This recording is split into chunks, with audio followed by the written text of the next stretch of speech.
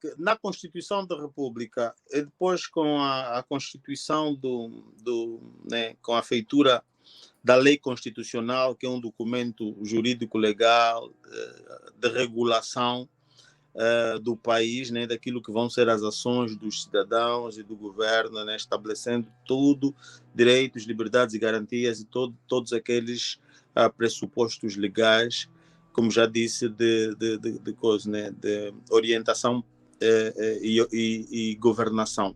Então, essa lei constitucional dizia em um dos seus artigos que, em caso de incapacidade ou morte do presidente, o Conselho da Revolução tinha de escolher um presidente temporário.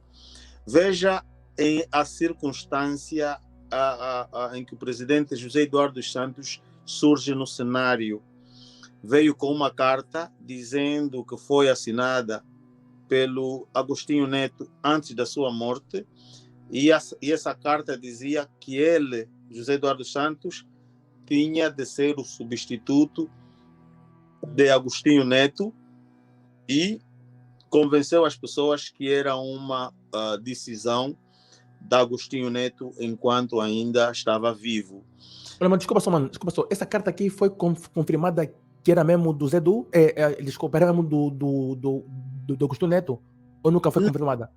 Confirmada até agora. Tanto é que ninguém tem acesso ao conteúdo dessa carta. Ali está o erro. Se essa carta existiu mesmo, se ela tinha um cunho verdadeiro, então ela tinha que estar exposta em algum sítio para consulta.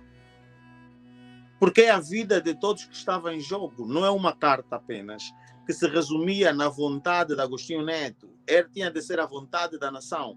E essa carta desrespeita completamente o princípio da Constituição, porque se você tem uma Constituição, que é um documento de cumprimento obrigatório, você não precisa de carta nenhuma. Não precisa de carta nenhuma. Tinha que se respeitar a Constituição. A partir dessa altura, a morte de Agostinho Neto também levantou suspeitas, ou seja, a família de Agostinho Neto acreditava piamente que José Eduardo dos Santos tinha alguma coisa a ver com a morte de Agostinho Neto. Ok. E essa carta acaba sendo um sintoma que fez com que a família de Agostinho Neto desenvolvesse tal desconfiança. Okay. A irmã Irene Neto fez declarações de que não acreditava, de que acreditava que aquela morte foi fabricada. A mulher fez algumas declarações a esse nível, também bombásticas, dizendo inclusive que o meu marido saiu daqui a andar pelos próprios pés, como é que depois de ser consultado ou como é que se chama aquilo, consultado pelo médico, depois de ter sido pelo médico, perdeu a fala. Como é que é possível isso?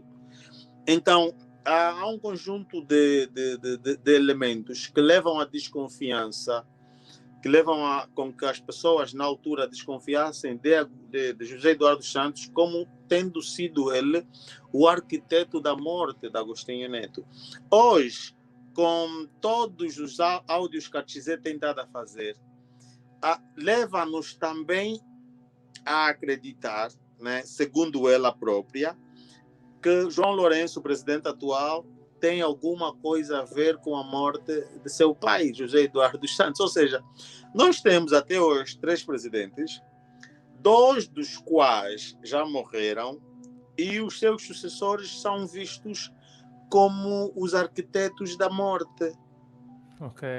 A história se repete. Tão muito grande para um povo que quer se reconciliar. Nós, enquanto povo, precisávamos nos perdoar por causa de todos os males que nós causamos uns aos outros.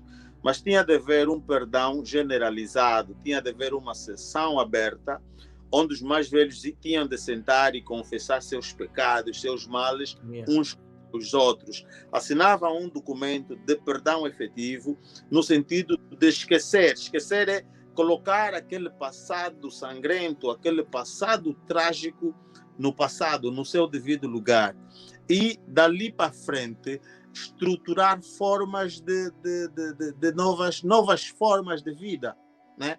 Então, certo. as formas de vida era o quê?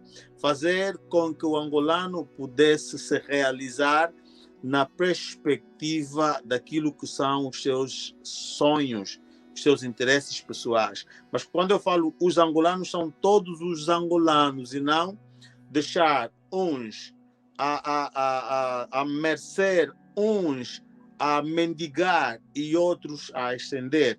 O bem-estar individual prejudica o bem-estar coletivo. E quando as pessoas ascendem na perspectiva individual, é mal para todos.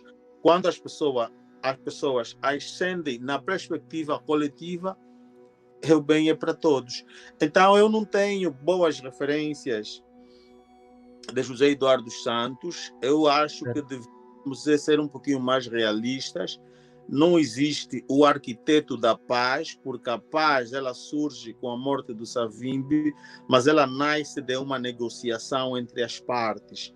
Logo, não podes colocar um como arquiteto da paz quando a paz foi um processo negociado, um processo que levou dias para ser negociado. Depois dos dias de negociação e acordo, que ela é um documento que é assinado, todos os pressupostos desse acordo estão ali salvaguardados, vai o processo de integração, diria reintegração, né, daquilo que são os militantes do outro lado, né, pegar nos cidadãos que são nossos irmãos da UNITA e colocar, por exemplo, enquadrá-los na vida social, a criar estrutura para que eles tenham empregos, para que eles tenham uma habitação. Você está a tirar os outros da mata para colocar no centro, têm de ter habitação, têm de ter meios de locomoção, têm os militares, depois de passar pelo processo de desmilitarização, desarmamento.